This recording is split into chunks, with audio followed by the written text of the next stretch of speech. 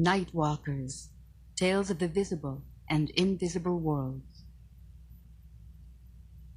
3 songs of the ghost dancer, quackudal poems.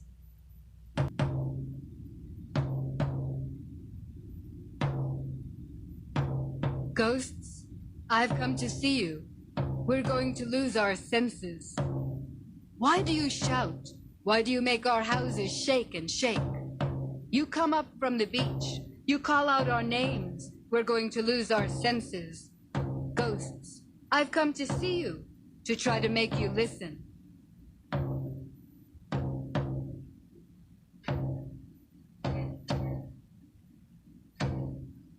I went down below with the chief of the ghosts.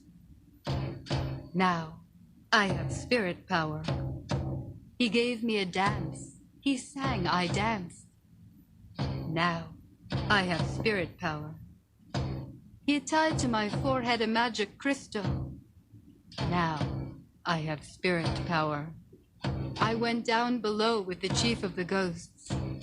Now, I have spirit power.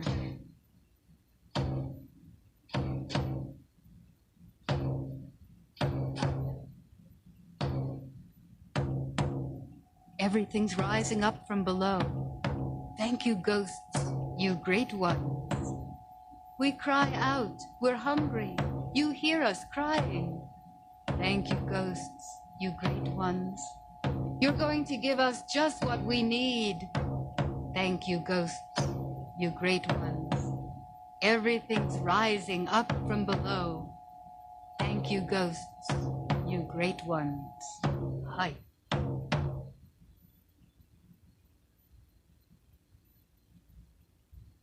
The Box, a true story from China. There was a man and his wife who were very poor. The only thing they had to call their own were potatoes. Every single day they dug in an old dry field for potatoes. Sometimes they'd find 4. 2 potatoes they would sell in the market, and 2 potatoes they would take home and cook. One day, while the man was digging for potatoes, he hit something hard in the earth and dug up a wooden box. You know, if you're poor, everything you find has a use, so he took it home to his wife. She cleaned the outside of the box, lifted the lid and cleaned the inside of the box, when a red ribbon from her hair fell in the box. Lo and behold, the box filled up with red ribbons. She took those red ribbons out of the box, there were more red ribbons. She took those red ribbons out of the box, and there were more red ribbons and more red ribbons. They didn't have to dig for potatoes. All they had to do was go to the market and sell red ribbons, and they made a little bit of money, and they were very happy. One day, when the wife was coming back from the market, she decided to look in that wooden box that had brought them such good fortune. When a gold coin she was holding in her hand fell in the box. The red ribbons disappeared, and lo and behold, the box filled up with gold coins. She took those gold coins out of the box, and there were more gold coins. She took those gold coins out of the box, and there were more gold coins and more gold coins and more gold coins. They didn't have to go to the market to sell red ribbons. All they had to do was stay home and take the gold coins out of the box, and the gold coins out of the box, and the gold coins out of the box. They were getting very rich and very greedy.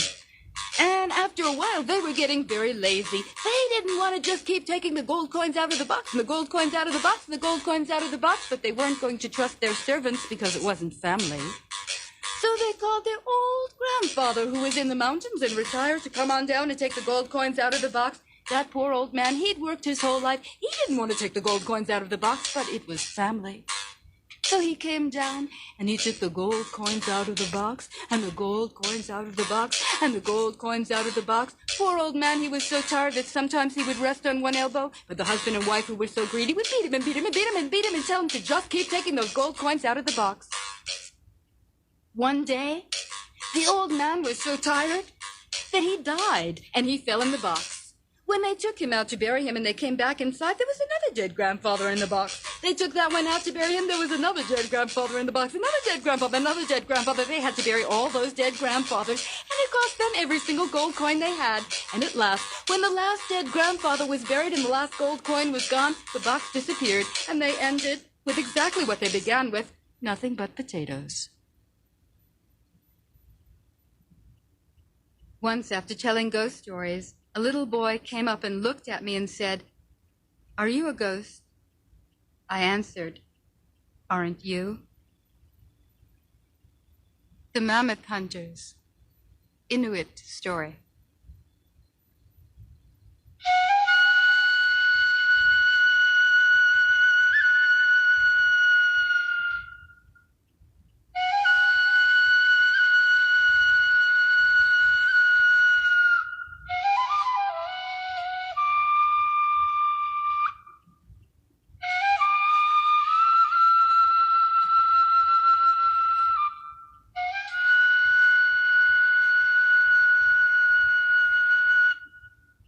A hunter went out to find marmot, and he found 2 fat marmot and ate them for lunch. When he stood up to go hunting again, the fog was rolling in. He could barely see, so he stayed close on the trail. In the distance, he saw the vague outline of a huge animal. He followed and suddenly saw 2 men also following the animal. He realized that the huge beast and the 2 men were floating. Their feet did not touch the ground. It was a woolly mammoth. He had heard stories when he was a little boy about this huge beast. I didn't know they were alive anymore, he said. One of the men stopped and called him, said to him, "If you help us, we will make you a shaman." But he agreed. They came upon a 3rd man who had felled the huge beast. The Inuit man helped them cut the meat, and they cooked it, and that night the 4 hunters ate together. Then the 3 strange men packed up meat in their packs, and they said to him, "Now you go home. Walk away from here. After a while, turn and look. When you go home, you will be a great shaman." So he walked, keeping his back turned. But then, after a distance, he stopped and looked. Looking back, there was no mammoth. He saw 3 men, ghosts, rising into the sky. He went home and told his story. The old people said those were the ghosts of shamans from long ago who hunted mammoth in the early world. After that day, he became a great shaman, and that's true.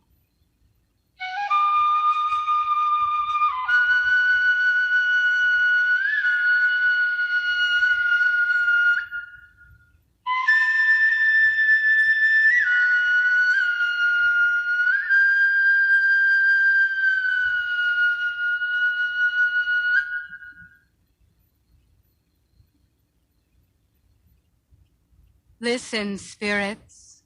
This all-joyful feast of ghost tales invokes Death herself. Regard them carefully.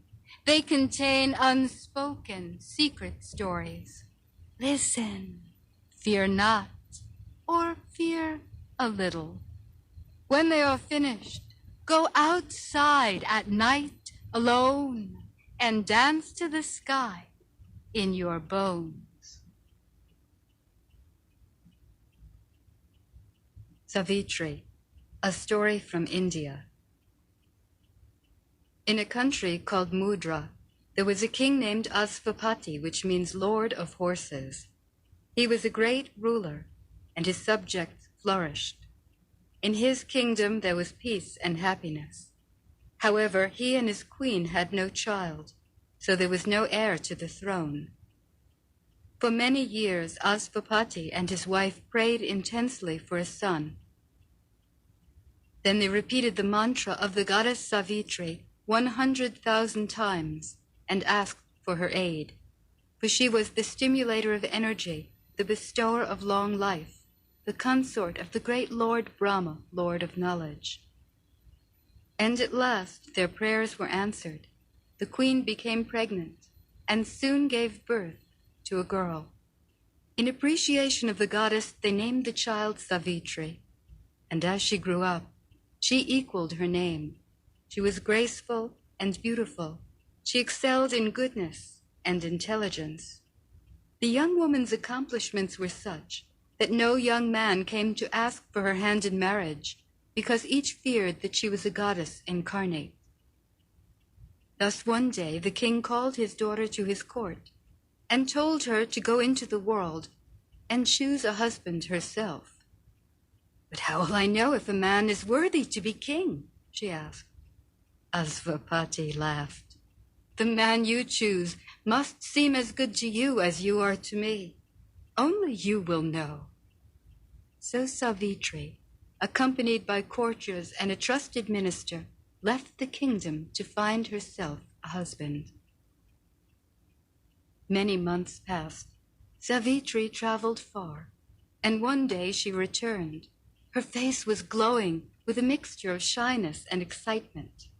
The king was sitting in his court, discoursing with the great sage Narada, he who was renowned for yogic feats, who was supposed to know the past, the present, and the future. Asvapati said, "I can see from your face that you have made a choice," he said to his daughter. Savitri answered, "Father, I have found the man who will be my husband.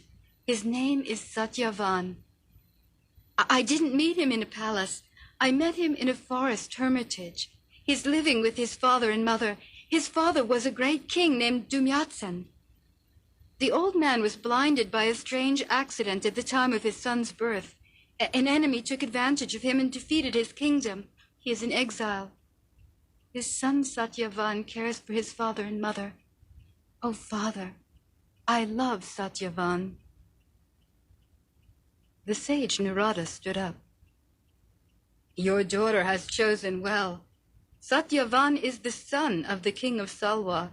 He is brilliant and accomplished, unequaled in strength and grace and generosity. But Asvapati, she must choose another husband, for it is destined that Satyavan will die in 1 year." Savitri trembled, but looking calmly at her father, she said, "I can think of no one else for my husband.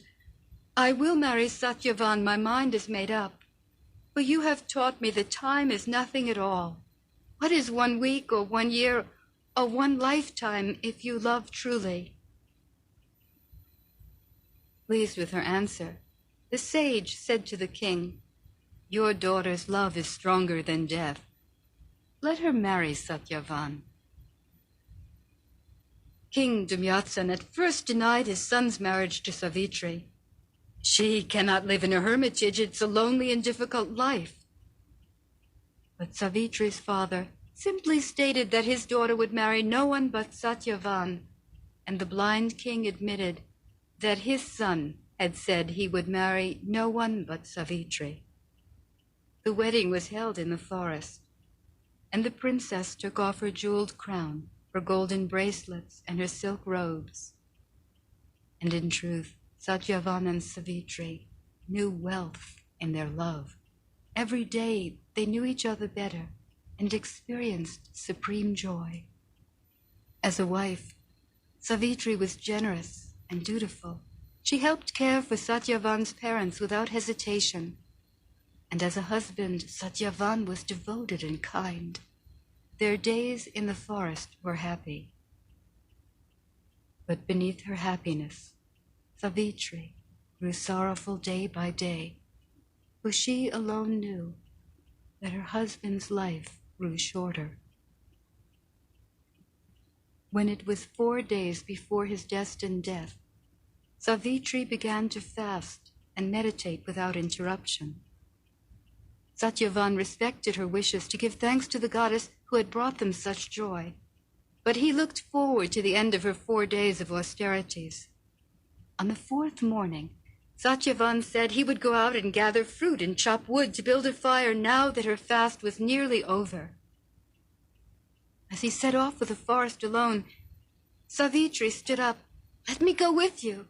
I am refreshed by my devotion and would like to walk among the trees." She had never asked for anything before. The old king and queen and their son, who all feared she was too weak to travel, granted her wish. Satyavan walked cheerfully, pointing out the new blossoms in the forest. Savitri walked beside him silently. She never took her eyes off his face. They gathered fruits and then stopped to chop wood. She sat on the ground and watched her young and virile husband, and the sound of the axe echoed among the trees. Then suddenly, the axe fell from his hands. "I have a headache," he said. Fighting back her tears, Savitri whispered, "Put your head on my knees and rest. It will pass." And he lay down and closed his eyes. She gently caressed him as the color faded slowly from his face. As she comforted him, she felt a presence, and looking up, she saw standing before her a tall figure dressed in red. His hair was tied in a top knot, and in his right hand he held a noose. "Who are you and what do you want?" she asked. "Young woman, you must be extraordinarily sensitive to see me. Few see me, and few less would speak to me, although everyone knows who I am. My name is Yama. I am Lord of Death." "Why did you come? Don't you usually send your messengers?" "Your husband's nature is of such excellent quality, and he is possessed of such goodness that I came myself." Then the Lord of Death took his noose and extracted the life essence from Satyavan, and turning, began to walk south.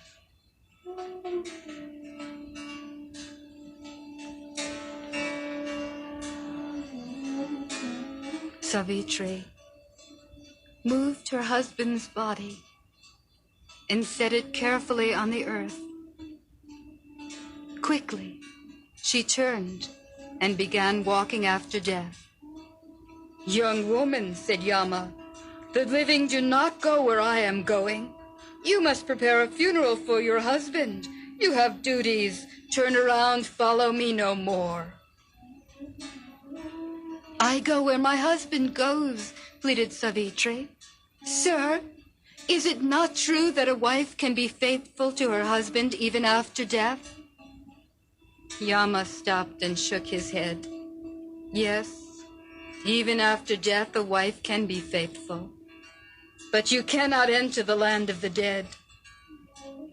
He grew thoughtful. "You are interesting, young woman. What you say pleases me. I will grant you one boon, but ask not for the life of your husband, and follow me no further." "Could you return the eyesight of my father-in-law?"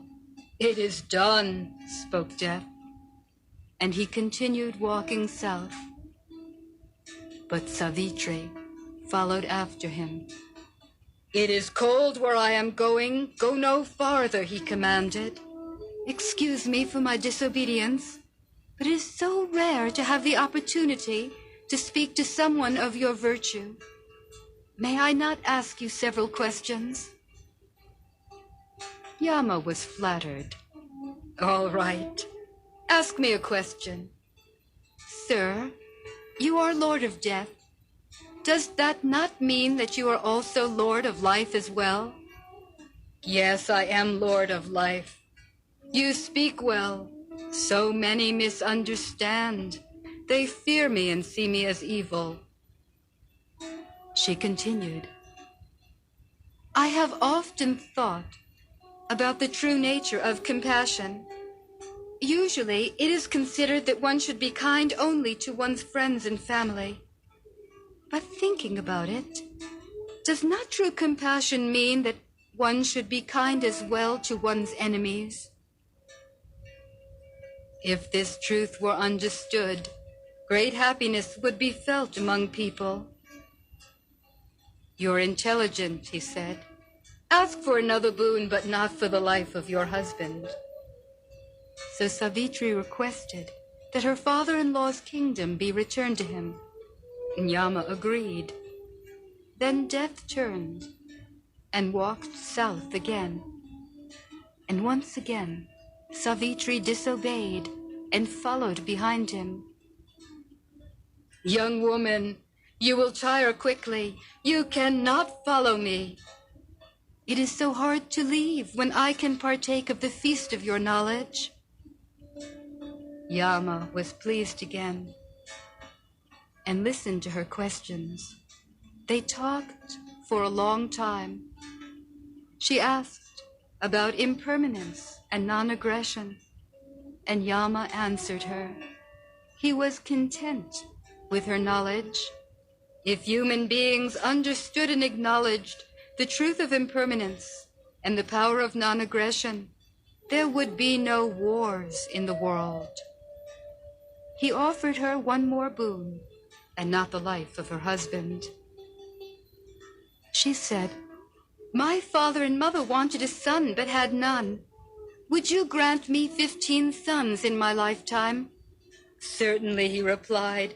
"You shall have 15 valiant and strong sons. But you have come too far. You must turn back." This time, she followed his instructions and did not move any closer. However, she called after him. "Yama?" He stopped again. "Young woman, your voice is beautiful. It is hard to resist. I revere your understanding, but have I not answered all your questions? Or do you desire one more boon?" "Sir, did you not say that a wife can be faithful to her husband even after death? And if that is true, I ask you to return my husband's life so that I can give birth to 15 sons."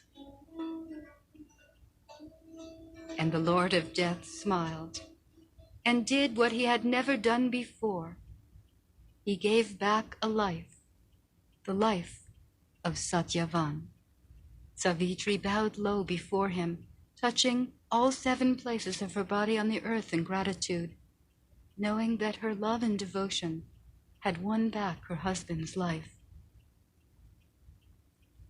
Swiftly she returned to the clearing and once again held Satyavan's head on her knees. And as she caressed him, slowly the color returned to his face. He awoke startled, for it had begun to grow dark. "I slept so long. I'm feeling better, but we had best return. My parents will be worried. They'll think something has happened. I had a strange dream. I saw Yama standing beside me." Savitri said, "Oh, it's nothing. It has come and gone." What he said. They walked home through the forest. In the meantime, the eyesight of the king of Salwa miraculously returned. His blindness was cured. And not long after that, messengers came to tell him that his enemies were vanquished and he could return to his kingdom. He took this as an auspicious sign that Savitri and his son were in no danger. At long last, when the couple returned, the king and his venerable wife asked, "What took you so long?" And Savitri answered, "We journeyed much further than we expected."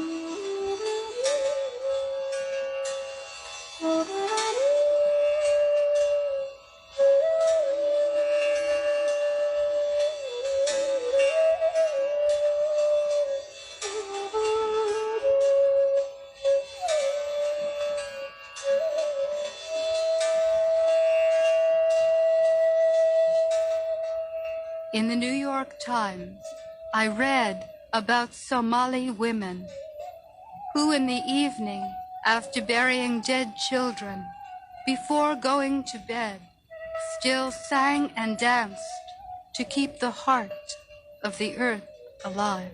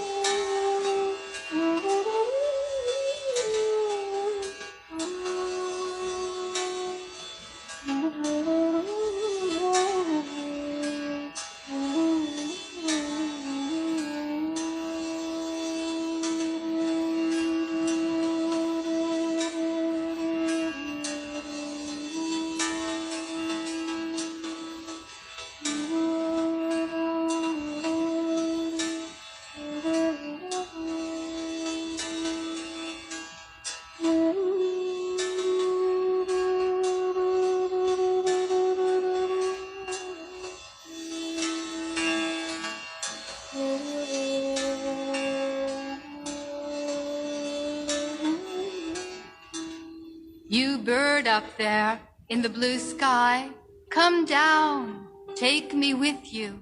I long to fly and look in your big beaked mask of death. Ah, bird, you are circling in the blue sky. My arms rise, you descend, calling, my wings spread. Ah, in the blue sky. Now, bird, I am circling downward, flying slowly in the blue sky, waiting, burning, my feet on the earth, flying.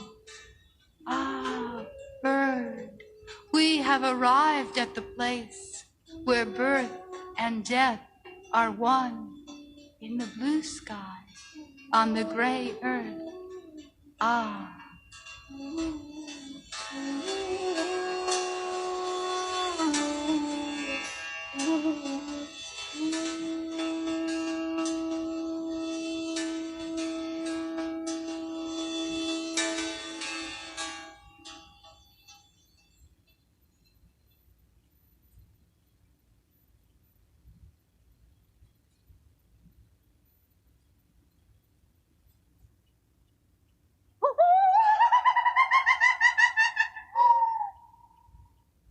Hyena, North African story. There was once a hunter who went out to find hyena at a time of famine. He found no sign of hyena, so he lay down to sleep on the sand. But he was awakened not by the sun, but by the sound of hyena.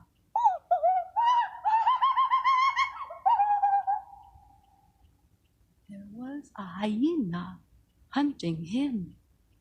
She was as hungry as he was. He stood up to let the hyena hunt him. Frightened, he turned, began to run on the sand. She was behind him. He could feel her breath. When suddenly a house appeared in the desert, he knocked on the door. A woman answered. He said, "You saved my life." She closed the door. A hyena was hunting me, he said. She listened. "I don't hear hyena. It must be gone." She gave him water and food. She was very beautiful. She bathed him and oiled his skin. And then she made a bed for him. She lay down beside him. He stayed 3 nights. He was so pleased. "You saved my life." On the 3rd morning, he said, "I have to go back to my people, but I'd like to come and see you again." "That would make me very happy," she said. "Funny, you never told me your name. Tell me your name, so if I get lost, I can ask my way." She said, Do you really want to know my name? Of course, I want to know your name. She leaned toward him. My name is Hyena.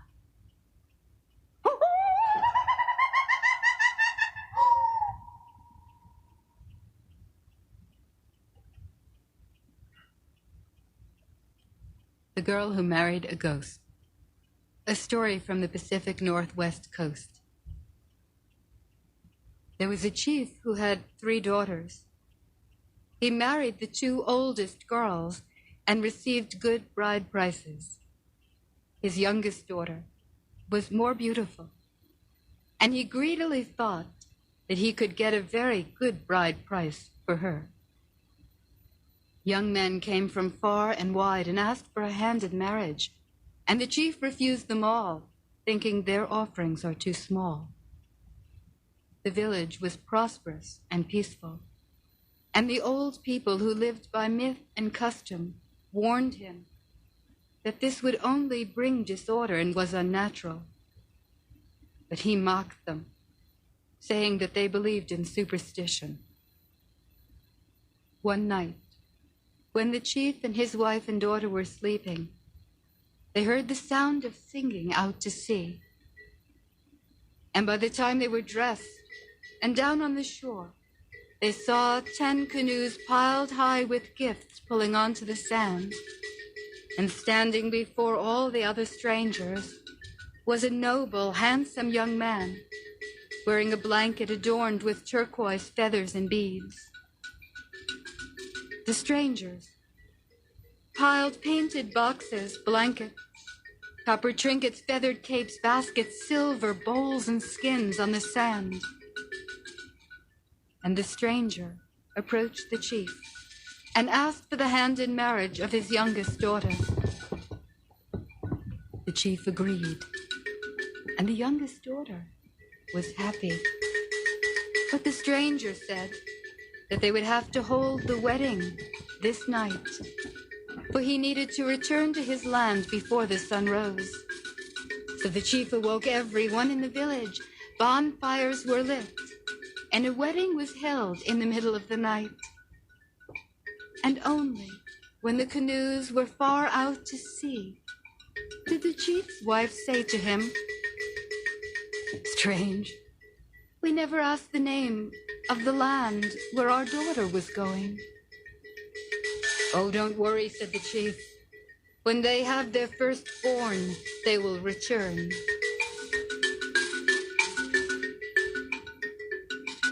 The young bride sat beside her new husband. She was filled with joy, imagining the life that she would lead. And her husband and the people were friendly. Their songs were more wonderful than any she had heard in her village. And in the shadowy mist of the first light of dawn, she saw an island appear like the back of a seal rising out of the water. The voices that greeted them were joyful. Young women her own age helped her onto the land. She was led to a brand new house. 100 people made a path for them. She saw children in circles playing games, old people laughing and gossiping in the distance. Inside, the house was beautiful and new. There were freshly woven baskets, shiny pots, and over the wedding bed, a new woven blanket, yellow, red, blue, and white. Her husband said, "We have journeyed very far. You must be tired. Let us sleep all day. I'll awake you in the evening and explain to you everything about this land." She lay down beside her husband, put her head on his shoulder, and fell asleep. She wasn't accustomed to sleeping during the day, and when the sun rose, she awoke. The unearthly silence made her open her eyes, and the walls of the house, which had been new the night before, were all broken down, and sunlight streamed through the walls and nearly blinded her eyes. And the pots were all tarnished, and the baskets unraveled, and the blanket over the bed was all gray and faded.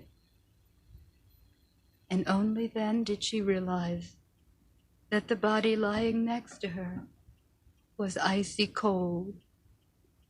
She turned, and staring into her eyes were the empty socket of a skull.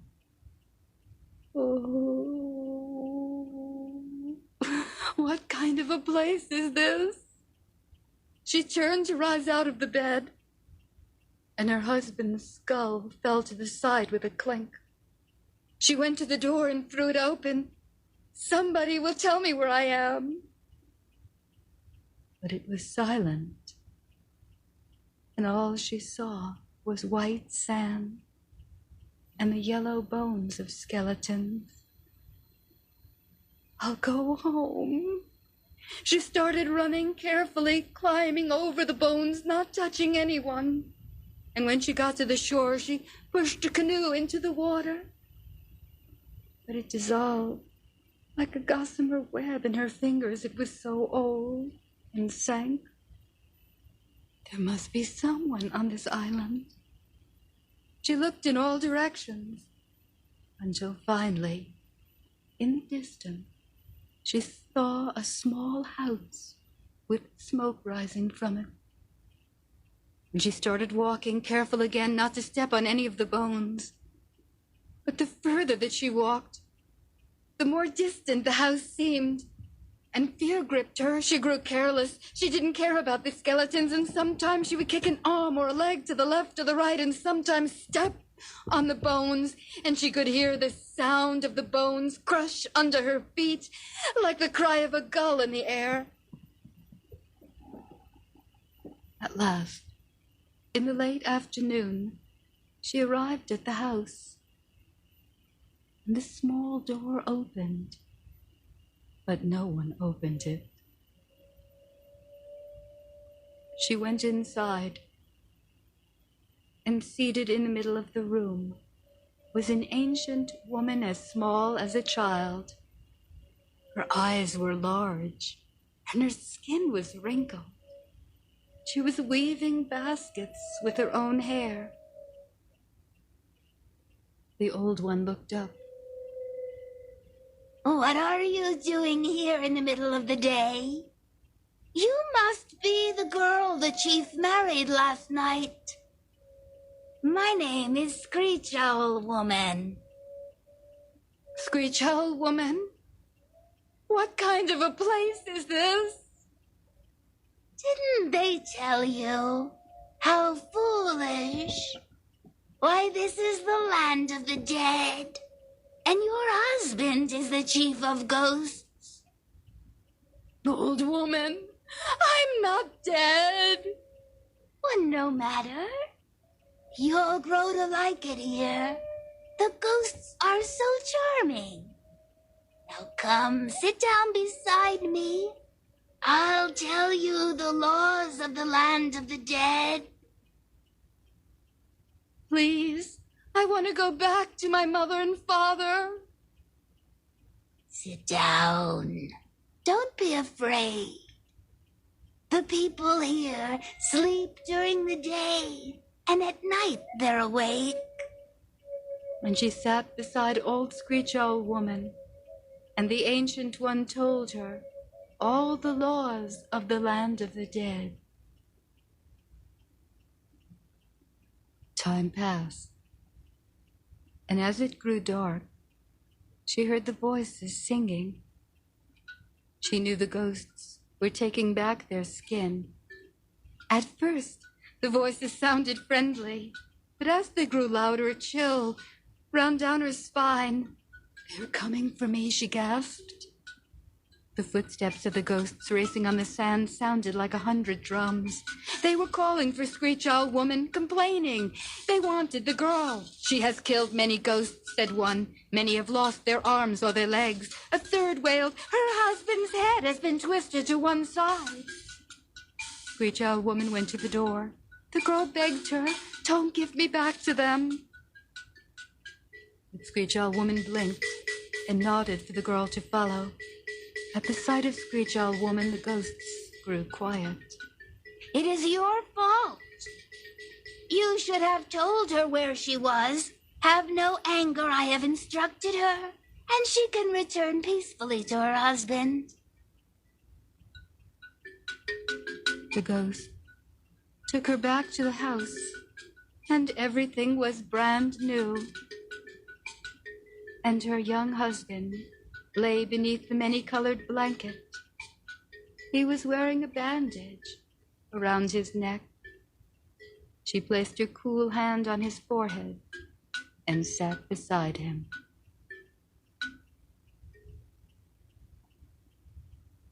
It wasn't long before she grew accustomed to sleeping during the day and being awake at night. And in truth, the ghosts were charming, and she grew to love her husband.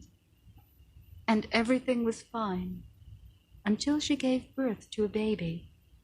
The ghosts didn't like the child. They complained that it was neither a living child or a ghost, and that her husband should take her back to the land of the living. And at last, because there was so much discord, he said he would take her back. One night, he laid his son on a wooden board and covered him with 12 cloths. And he said to his wife, take our baby back to your parents' land. And if you do not look upon his face for 12 days and 12 nights, then he will be a living child. But if you should look, I will come back for the both of you, and you will remain here forever as ghosts. She took the strange bundle, and her husband accompanied her to the shore. They climbed into a canoe and returned to her parents' land that night. It was a full moon night, and the chief and his wife heard singing. The chief's wife could not control her joy, and when she saw her daughter holding a baby, she wept. But the girl stepped solemnly out of the canoe, gave her mother the strange bundle. Her husband turned without saying a word, and she said, Mother, Father, you married me to the chief of ghosts, and I have lived in the land of the dead, and this is my child. She explained that they could not look upon the face of the baby for 12 days and 12 nights, and everyone agreed. They stayed awake until dawn. She described the world of the ghosts and how they lived during the night.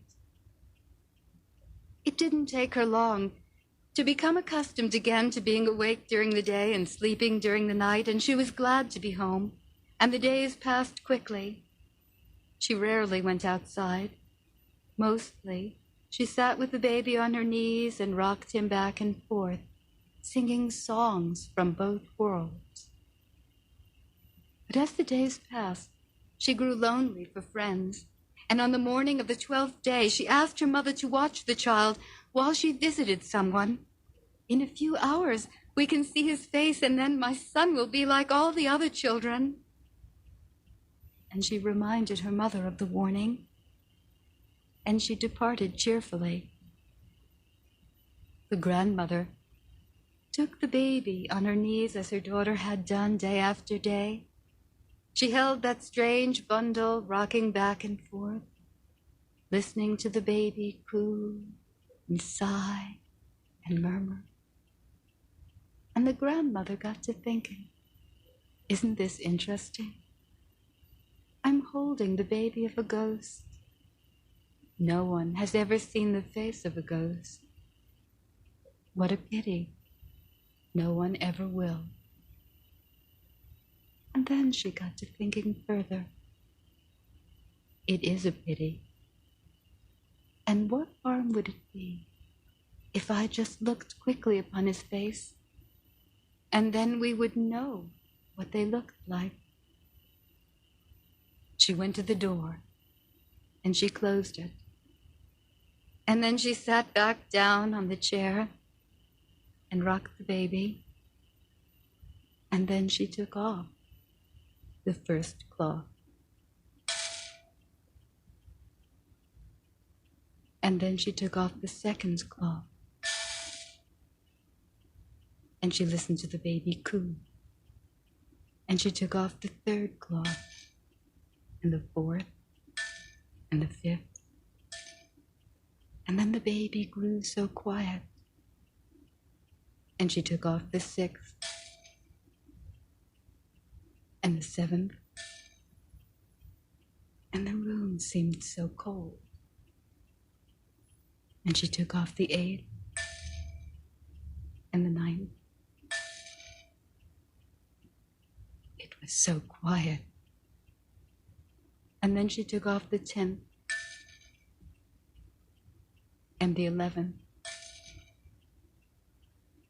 And hands trembling, she took hold of the 12th.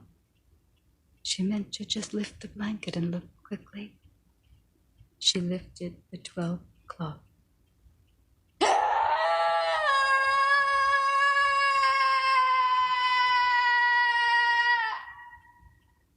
And there on the board was the skeleton of a baby, worms and maggots crawling over the bones, and she threw them to the ground. And then she began to wail, "If only I hadn't looked." The girl, visiting a friend, suddenly felt ill, and she ran back to her mother's house and threw open the door. And there on the ground, she saw the scattered bones of her baby. She lifted the bones and placed them back on the board in the shape of the little boy. And then she replaced the 12 cloths. "Oh, Mother, why did you look?" She took the bundle down to the shore, and rocking the baby's bones on her knees, she waited.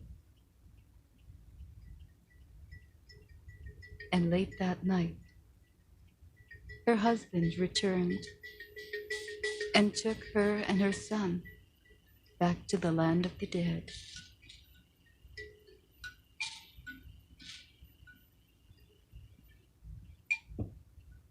It wasn't long before she grew accustomed to being awake all night and sleeping during the day. And after a few days, her son became a ghost, and she became a ghost as well. And she dwelled in the land of the dead. And only once late at night did she return in a canoe under the moonlight near her parents' island. And she lifted up the child so they could see him. But after that, she never returned again. Since that time, no one has traveled from the land of the dead to the land of the living, and no one has gone from this world to that. No one, that is. Except old Screech Owl Woman. She still travels back and forth, never seen in her human form. Sometimes you see her shadow by the window, and sometimes you hear her cry at night.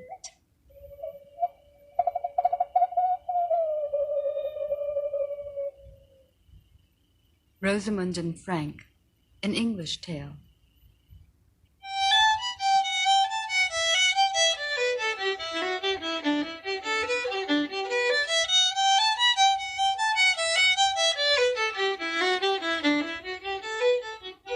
There was a farmer who had amassed vast lands. He owned stables and barns, and he was proud of his wealth.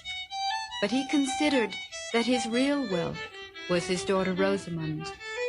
Rosamund was very beautiful. She was the apple of her father's eye. The farmer and his wife wished that their daughter would not have to live the hard life of a farmer's wife. So they hoped that she would meet a gentleman from the city. But Rosamond had fallen in love with a farmhand named Frank. At first, it was a secret, but such passion can't long remain hidden. And the farmer and his wife forbid her to see Frank. But she snuck out every night to be with her lover, and she swore to Frank that she would give up her life if she couldn't be with him. And at last, the farmer sent his daughter away. He wanted to get Frank out of her blood, and she went to a farmhouse 30 miles away where her uncle lived. Frank fell into a despair. He would sit lethargic and sometimes not show up for work at all. And finally, broken-hearted, he didn't come back to the farm. And the farmer was pleased. You see, he said to his wife, it worked. As for Rosamond, a day didn't pass when she didn't think of her lover, and she longed for the time, whether it be a month, 6 months, or a year, when she could return to his arms. And her uncle agreed that true lovers should never be parted. One night, when Rosamond and her uncle were sitting by the fire, it was nearly time for bed. There was a knock on the door. Rosamond got up to answer. There stood Frank. He was pale and seemed exhausted and out of breath from the long and hard ride. And over his arm was her mother's cape, and behind him her father's best horse. Frank, she said, and threw herself into his arms. And he held her and said, your father changed his mind, and he sent me to bring you tonight back to the farm. She said, I knew. He wasn't a hard-hearted man, Frank. And they raced with a fury over the fields, and she held his waist, and although she was so heated from the ride, she felt Frank's body cold. And Rosamond took the kerchief that she wore and tied it around her lover's forehead to warm him. And when at last, in the middle of the night, they arrived at the farm, she slid off the back of the horse and she said, Frank, Frank, let us go to my father right now and ask him if we can marry. And Frank said, I'll take the horse to the stable. It's best you go first alone. I'll come back in the morning. And she kissed him good night and went to the door. To her surprise, the house was dark. So she banged on the door, knowing that they expected her. But no one answered. So she went to the back and knocked on the kitchen door until there was a light, and a servant came down. Rosamond, what are you doing here? She said, call my father and mother. And the farmer and his wife came down in their night dresses. And when they saw their daughter there, they said, how did you get back? What are you doing here? But she, so in love, said, Father, thank you so much. I knew you would change your mind. Frank did just as you bid and brought me back here tonight. Frank, said the farmer, where is he? He's in the stable, and he's gone back home. He'll come in the morning, Father. Father, I knew you would change your mind. The farmer, startled, took his daughter inside, and he went to the stables. Her mother gave her some tea and took her upstairs to rest. Rosamond's father went to the stable, and indeed his best horse was covered with sweat, and there was no sign of Frank. And a strange thought filled his mind, and although it was the middle of the night, Rosamond's father walked across the field to Frank's parents' house and woke them. The farmer demanded to see Frank. And the mother said, why, that's impossible. But he just brought my daughter back against my will. Against the will of God, she said.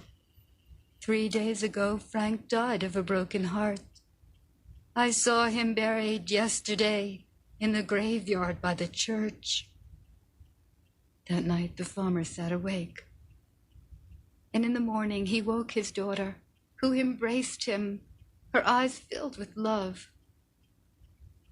But the farmer, holding her shoulder, said, "Rosamond, I went to Frank's parents' house last night. 3 days ago, Frank died. He's dead, Rosamond." "Then who was that who I rode back with last night, Father? It's not true."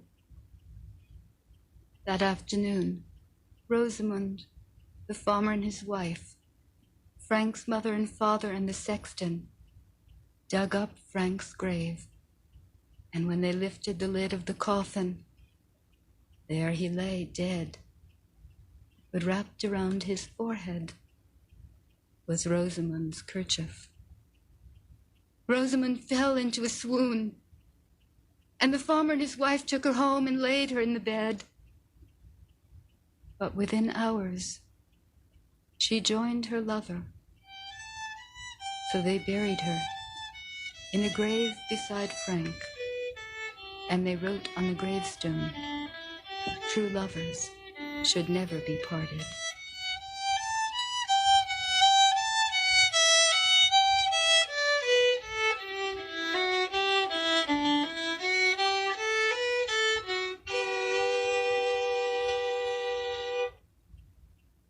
The Wild Girl, a story from Maghreb, northern Morocco. There was once a prince who was a great hunter, master of his world. He rode an elegant horse, had 2 long-legged dogs that could find game anywhere, traveled far and wide. One day he came to a forest that was so thick he climbed from his horse and entered alone. He found himself in the realm of wild animals, the birds of 1,000 colors, gazelle, tiger, lion, monkeys, deer, grazing together. He walked further and then parted the leaves and saw an astonishing sight. There, on all fours, side by side with a gazelle, was a wild girl dressed in the skins of beasts, drinking together from a stream that sprung forth between 2 rocks in the earth. He would have stood there and watched her forever. But his hands made a sound, the gazelle fled, and the prince found himself face to face with the wild girl. "Awkward," he said. "Who are you?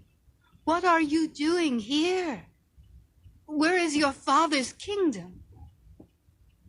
But she didn't answer. She was mute. "In my father's kingdom, we have a great doctor," he said, "who knows medicine and magic. He makes those who are crippled walk, and those who cannot speak, speak." He placed her on the back of his horse. He left her with the doctor for 3 months, and she was cured. Her words were returned. Of course, everyone understood. She had lost her language because she had lived so long with animals. But no one could discover her origins, the story of her birth. Nonetheless, the prince fell in love with her, and she agreed to marry him. And after 1 year, she gave birth to a beautiful little boy. The prince was delighted. He honored her with the finest necklace of diamonds. But the princess dropped them to one side. Well, he thought maybe she doesn't like diamonds. When she gave birth to a second son, he gave her the most exquisite pearl necklace, and this too she dropped. The prince was vexed. When she gave birth 1 year later to a third son, he had made a golden box embedded with jewels. He gave it to her. She was insulted. "How can you dishonor me?" she said. "If you had given me a handful of grapes, some bread, a bowl of milk, a dozen eggs, I would be honored. That is what every woman knows. The prince grew furious. You know nothing.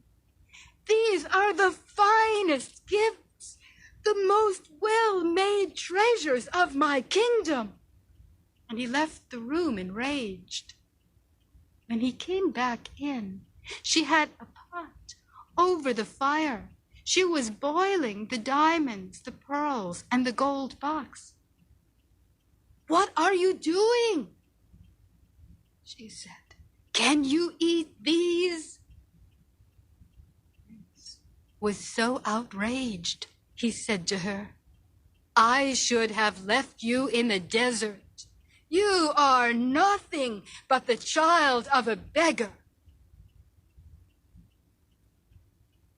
The princess said to him, Would you like to see my father's kingdom? The prince agreed. They traveled on horses very far until they came to a vast desert of endless sand. After weeks, they came to a stone covered with sand. She said, This is my father's kingdom. They dug out a door and entered a subterranean passage. They came to a huge courtroom. There were thrones of gold, boxes filled with jewels. The walls were made of marble, brocaded rugs and silk, such wealth. She said, You have not seen everything. She took him to another room. It was dark. She lit torches. The room was filled with bones. She dusted off the skeletons and introduced her family. This is my father, the king. This is my mother, the queen. These are my sisters and my brothers. The prince said, What happened? And she said, Now, I will tell you my story. One day, the rain stopped. Herds of animals were starving. People came to the kingdom. They asked my father for water and food. And my father, so wealthy and powerful, knew that his power was impotent, for he could not produce a single drop of water. The people began to die, and my father understood his role as king was merely a play.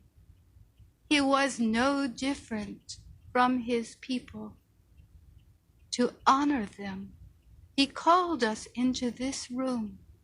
He gave us each a cup filled with poison. Everyone drank. I did not. I wandered out and lived with wild animals. The rest of the story you know. The prince began to weep. He said, Now I understand that if I was to weigh on a scale a pound of grapes against a pound of gold, the grapes would have more value. We can go home now, he said. But the wild girl lifted up the cup with the poison that she had never drunk. And she said, I will not return with you. This is my home. I choose to stay with my family. You can never call me the child of a beggar again. When the world was a wilder place, the boundaries between the visible and invisible worlds were less defined. Animals and trees prophesied death. One of the most feared heralds of death was the Nightwalker, appearing as a black dog with red, glowing eyes, capable of growing 10 times its size. They never harm, but if a Nightwalker is seen, you know your time has come.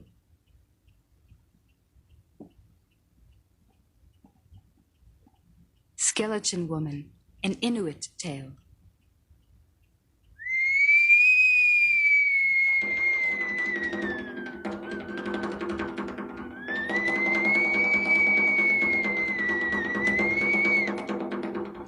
A beautiful woman refused to marry. She lived alone in an igloo. She had many dreams. She knew no man was good enough for her. One day, a handsome stranger entered the village. She took her bone-carved crescent knife and followed him across the snow. He walked quickly. She followed swiftly.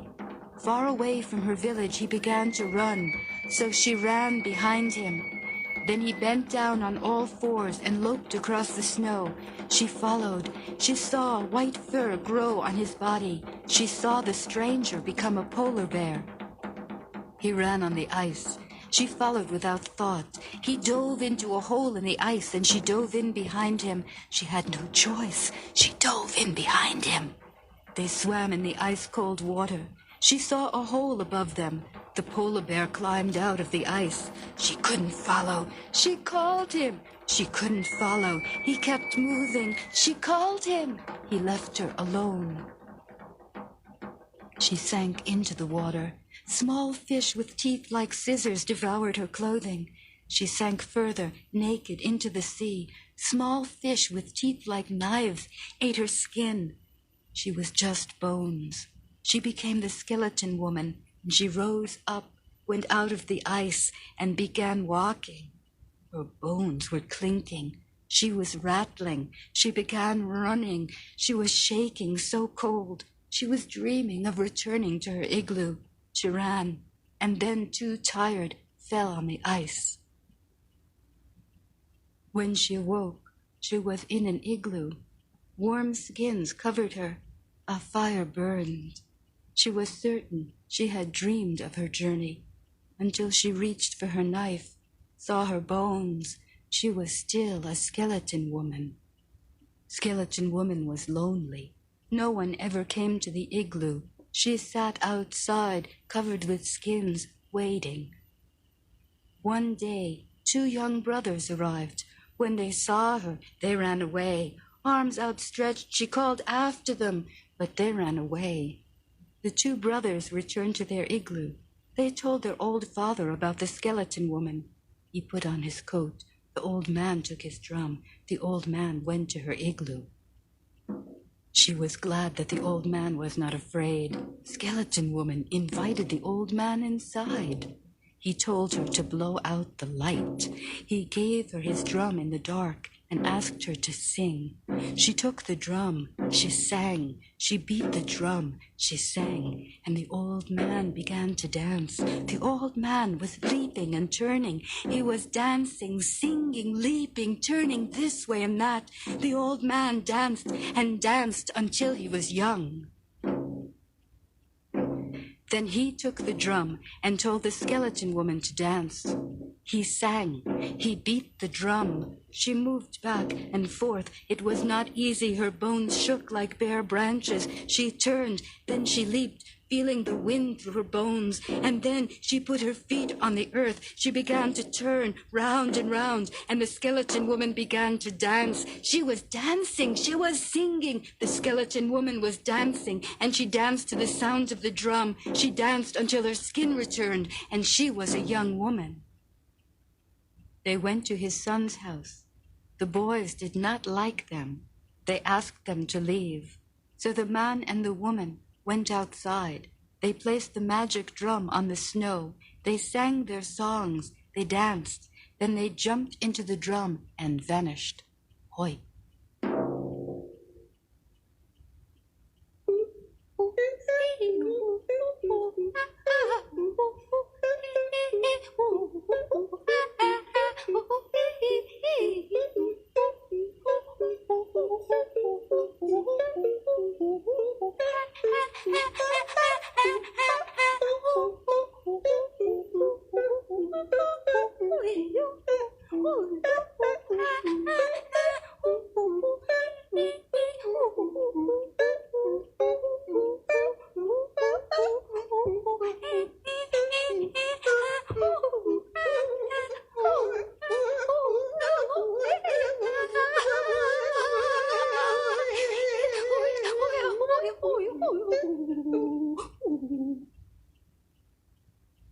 One April, on the way to Palenque, ancient ruins in the Yucatan, driving, a wild dog came out of the jungle, running beside the car, red-brown fur, one eye gleaming.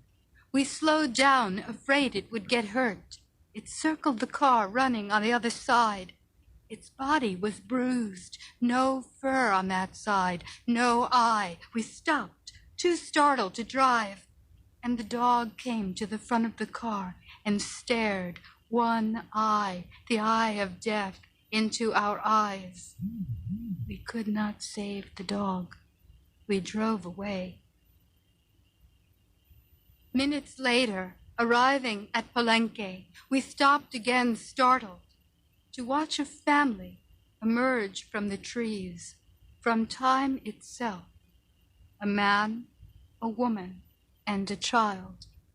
Black hair, white cotton robes, barefoot, bows and arrows, like a dream. Eyes, the eyes of deer, aboriginal presence, natural beauty. That night I dreamed I was running from death. At every turn I was pursued by danger.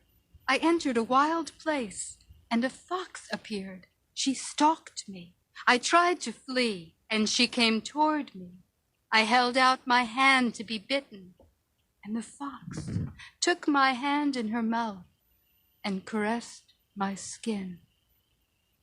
When I awoke, the words on my lips were, "Teach me to die."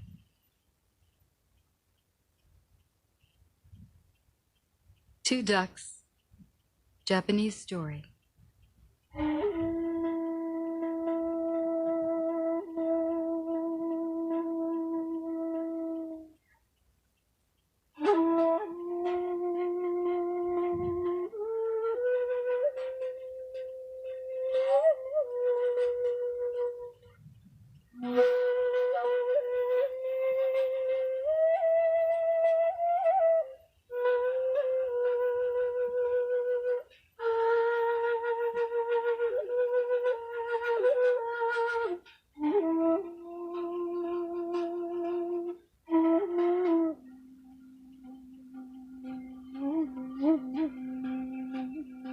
There was once a hunter who went hunting.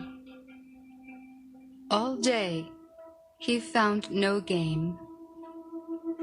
As he returned home, he passed by a lake. The water was so still, it was like a mirror. Two ducks swam out from the reeds, male and female. He knew it was a sacred lake. It was forbidden to hunt. But there was no one there. He was hungry.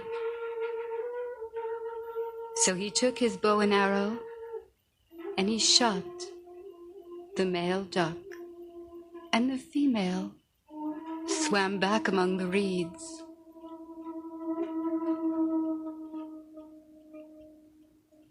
The hunter returned home. He cleaned the duck. He cooked it. He ate it. And he went to bed. In the middle of the night, he had a dream. A beautiful woman appeared before him, and she was weeping so inconsolably. Why did you kill my husband? Every bone in the hunter's body ached with sadness, and he awoke, and the woman was standing beside his bed. Now that you have killed him, you have killed me as well. He was filled with unutterable sorrow. She said, "If you don't understand, come to the lake in the morning." and she vanished. Before dawn, he returned to the lake. The water was so calm. The female duck swam out from the reeds. She glided toward him, slowly, fearlessly. Then she looked at him, spread her wings, and with her beak tore open her breast and was dead.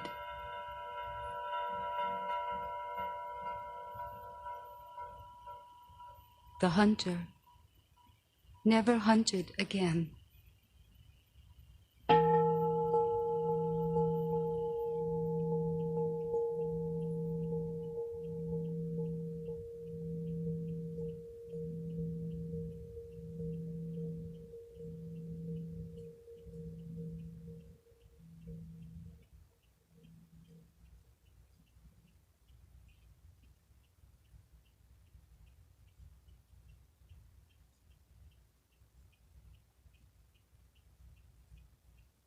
Abu Sultan's Desire.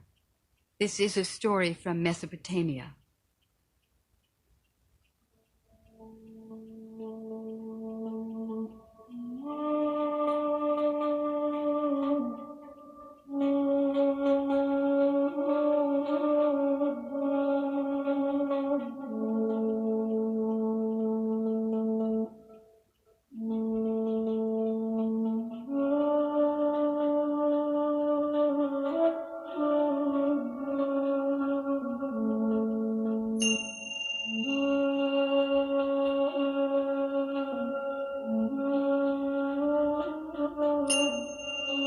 There was once a man named Abu Sultan.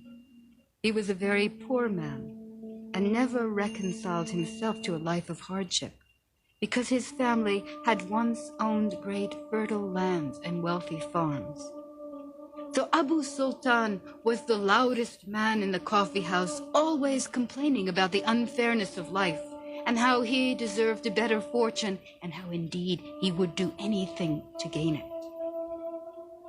One day, into the coffee house there came a very wealthy man, wearing robes with gold embroidery and sitting with beads made of lapis lazuli.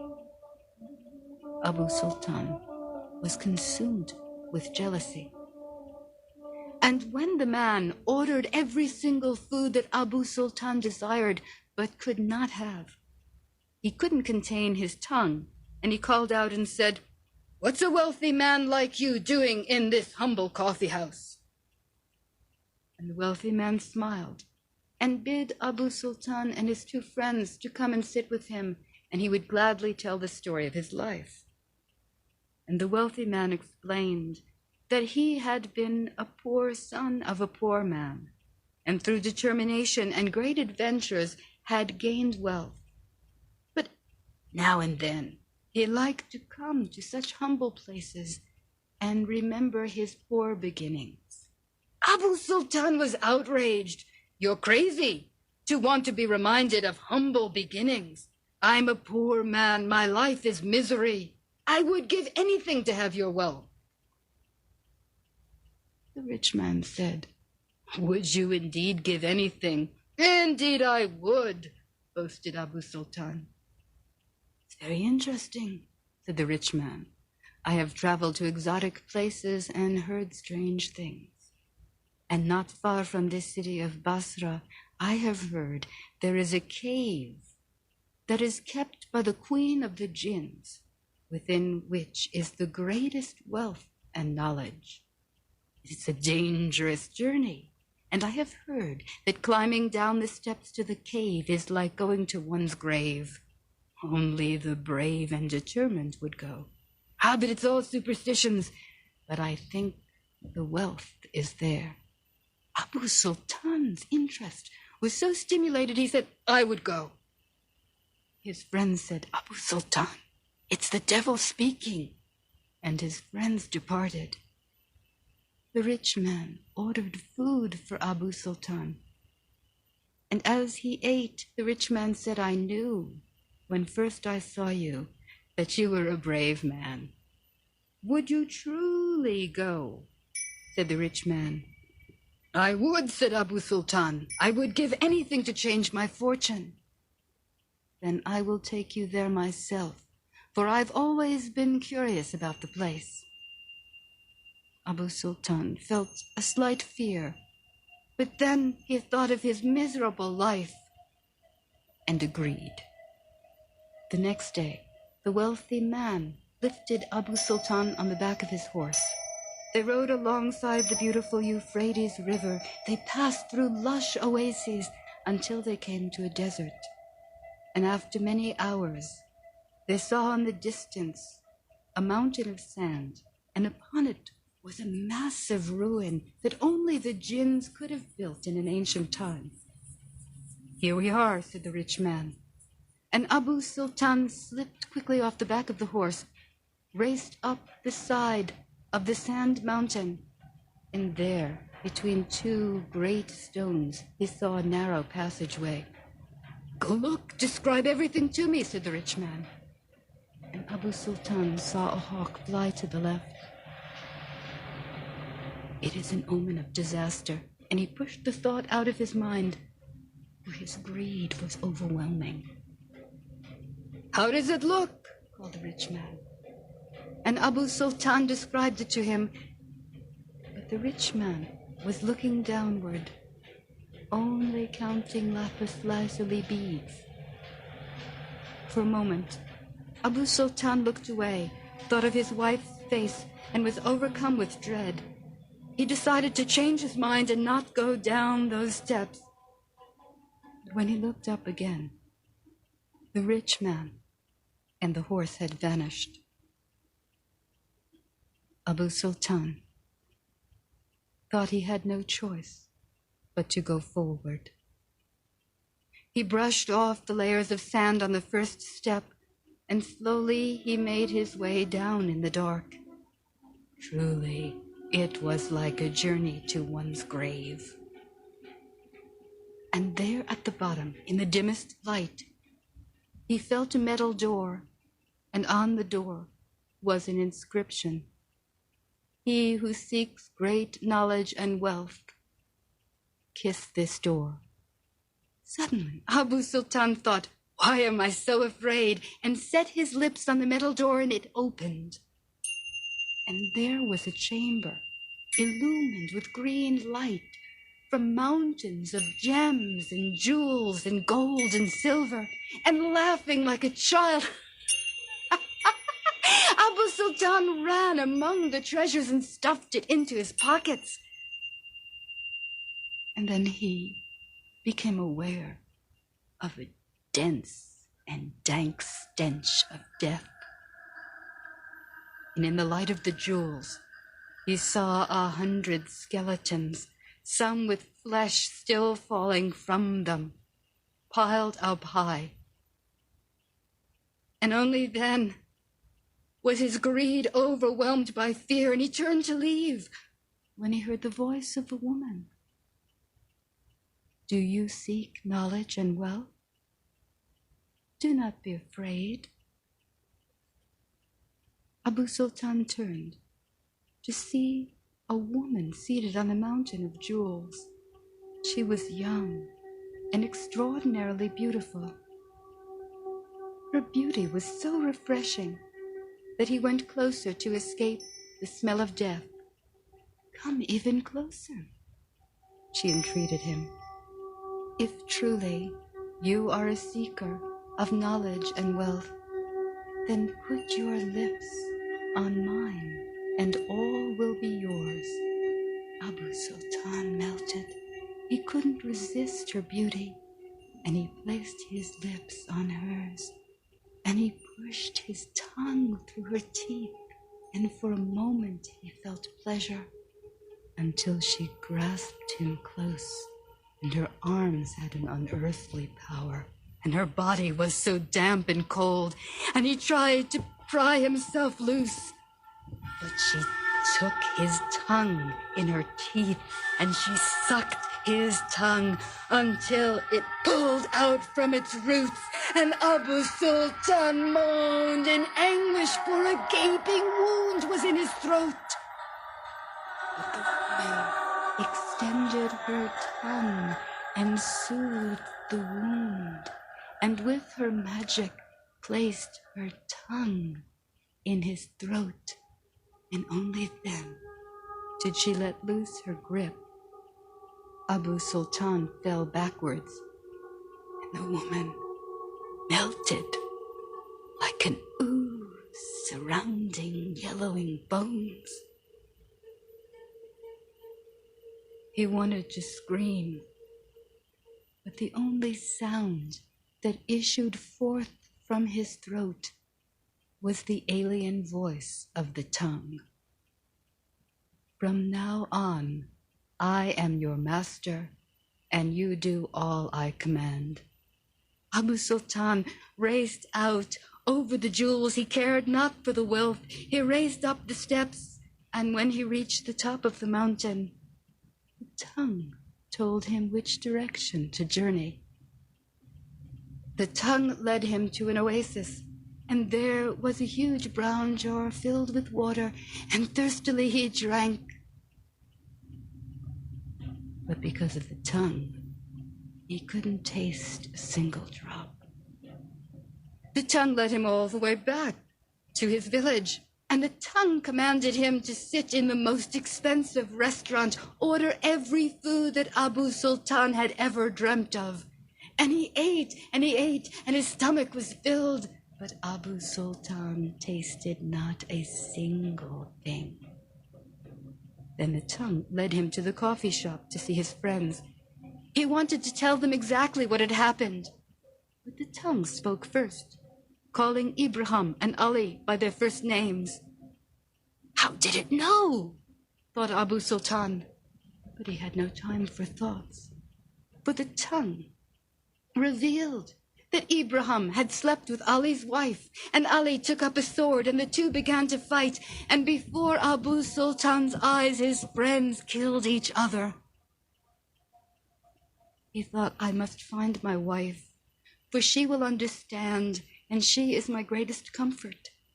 But when he ran forth to his house, and his young wife ran out joyfully to greet him, he wanted to say to her, help me, I love you.